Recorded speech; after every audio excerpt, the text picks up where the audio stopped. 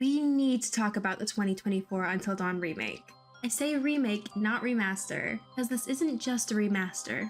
The devs have added more than just sharpened graphics, detailed lighting, and marvelous atmospheres. They also changed the story. Now, were these changes earth-breaking, game-shaking? Well, that's what we're gonna find out, because today I'm gonna talk about some of the ways that the remake has altered the story. A quick spoiler warning to those who have yet to experience or play the remake for yourselves. Otherwise, here are 10 changes to the story that appear in the new Until Dawn. Number 1. Getting to know Hannah and Beth. In the remake, we get a much longer and much more immersive prologue. With the new prologue came a lot more insight into these characters and their dynamics. An example of this is Hannah and Beth. We learn just how huge the twins' hearts are when we see them lovingly look over their sleeping friend and brother, and even in how they eventually move the ladder to the couch together. It is so incredibly sweet seeing just how much they love their friends, their brother, and each other. Beth gets a little fleshed out in her determination. In the remake, she comes across a few more scaries when looking for Hannah in the woods. Yet she bounces right back and keeps pushing on. We're shown that truly nothing can stop Beth from protecting the people she loves. And Hannah's characterization is expanded as well. Particularly, we see just how intense her crush on Mike was, how excited she was about the possibility of sharing a special moment with her crush. And she's so adorable. I mean, look at that little smile. Aww. A lot of these character attributes are maybe things we could have guessed based on context in the original game, but now we get to really see for ourselves who these girls were and why their deaths had so much of an emotional impact. Number 2. These guys are all besties. In the original game, most of the characters spend so much time in their little groups that it's hard to imagine how some of them are even friends. Like, okay, the confident queen bee Emily being friends with the adorably geeky Chris. They're already hard to see as friends, but it's exemplified by how little they interact with the actual game. So, the remake addressed this with just one simple little item, the digital camera. In the prologue, Beth can pick up the camera, and with it she's able to look through a bunch of the pictures that the friends have taken throughout the night. We see Sam hang out with the boys, showing just how comfortable they all are with one another. We see Matt and Ashley hugging, who otherwise only interact like once or twice directly in the game. And we also see Emily and Jess pranking Chris, showing us that, wow, these guys must actually be good friends after all in order to pull something like that. This ultimately gives us more insights into the friendships we never really see much of otherwise. Number 3. Emily orchestrated the prank? In the original game, the prank on Hannah seemed like a group thing with no clear leader. The ones who participated in the prank played their parts willingly and enthusiastically. And there isn't really an indication that the prank was led by anyone in particular. On the other hand, the remake gives us a deeper look into the actual setup of the prank. We see Emily making her way around the room and giving the others direction about where to go, like pushing Matt and Ashley into a closet, sitting Mike down in a chair, etc. All of this strongly suggests that it's actually Emily who's the ringleader of the prank, and that it isn't as much of a group effort as we originally thought. Number 4. Remorse right after the prank. One small yet notable change in the prologue is how we see the group's regret immediately after the prank is pulled. We watch the smiles fall off of Matt and Ashley's faces, and I'd even say they look guilty. And we get this bit of dialogue from Mike.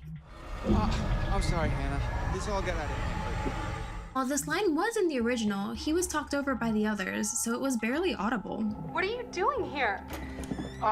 Hannah. I'm sorry, Hannah. This all got out of hand. Just a stupid prank. But the remake rebalanced the audio here, so they were sure to emphasize this line from him.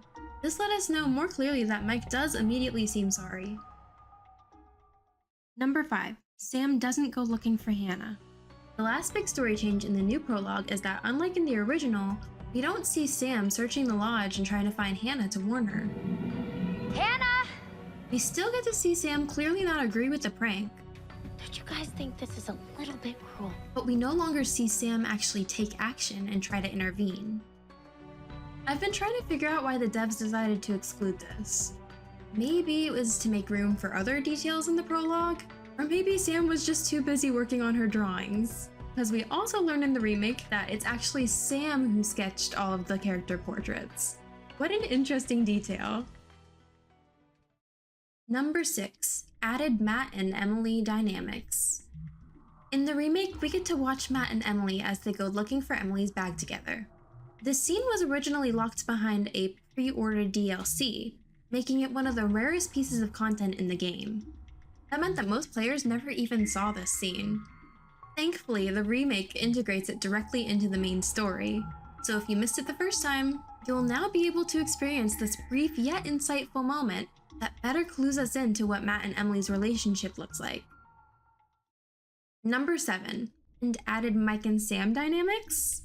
Interestingly, the devs also threw in a few little Mike and Sam moments, showing us that maybe there's something going on there. For instance, Mike drops this flirty new line when the two are trekking through the caves together. Nobody likes school buns. Although yours are great. Never mind. And then later, when the lodge explodes, we now see them holding hands. I've seen some people argue that Mike being flirty is just his way to lighten the mood, but maybe they're also teasing a possible romance here? Number 8, Ashley tries to open the door. This change is huge for the characterization of Ashley. Now, nothing says situational irony more than how the game handled the couple's initial downfall. Originally, if you attempt to save Chris by shooting Ashley, Ashley will then become vengeful, and then later, when Chris is being chased by a Wendigo, she intentionally leaves him locked outside, which leads to his death.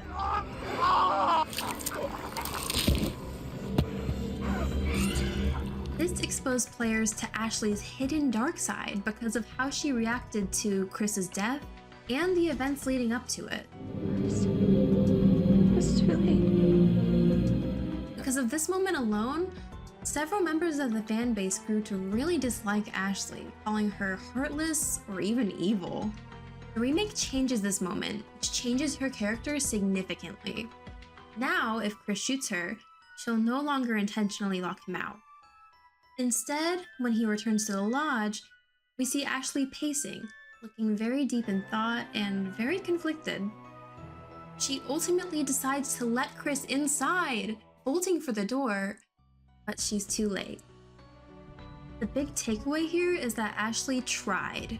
Despite Chris's attempt to take Ashley's life earlier in the game, she still tried to save him. While this makes the scene all the more upsetting, it also shows us that no, Ashley is not this heartless and soulless individual like we might have used to think. Number 9, Josh can live. One of the most heartbreaking realities in the original game was how even in the best ending, you could only ever save 7 of the 8 main characters. No matter what you did, Josh's fate was sealed in a horrible way, whether he died in the mines or became a Wendigo later. Josh, our big, lovable goofball, was beyond saving.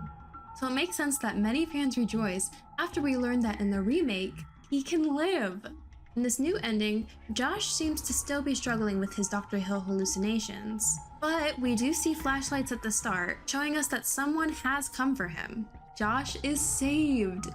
Now, I've done a lot of digging to figure out how exactly to get this ending, and it seems like there are so many different factors that contribute, but one thing seems clear. Josh being repentant and sorry for what he did points to a stronger likelihood of ending the game with a living, human Josh. Number 10, Sam epilogue. Lastly, the remake gave us an epilogue that focuses on Sam, and it takes place several years after the events of the game. Now Sam is in Los Angeles, California, which is interesting because everything prior takes place in Canada. We can also see some interesting details. Empty pill bottles, a book on creature myths, and a picture of Sam and the gang on the floor. As Sam gets up, we see blood on her arm and a mysterious looking symbol that seemed to appear overnight. We also hear someone calling out for Sam, someone who I think sounds like Dr. Hill. Sam. So what could all of this mean? Is Sam cursed? Is she hallucinating? There's so much mystery here, and it ultimately leaves us with more questions than answers. Those were 10 story changes in the Until Dawn remake. What do you guys think of these changes? And were there any changes that I missed? Let me know in the comments, and don't forget to like and subscribe if you enjoyed the video.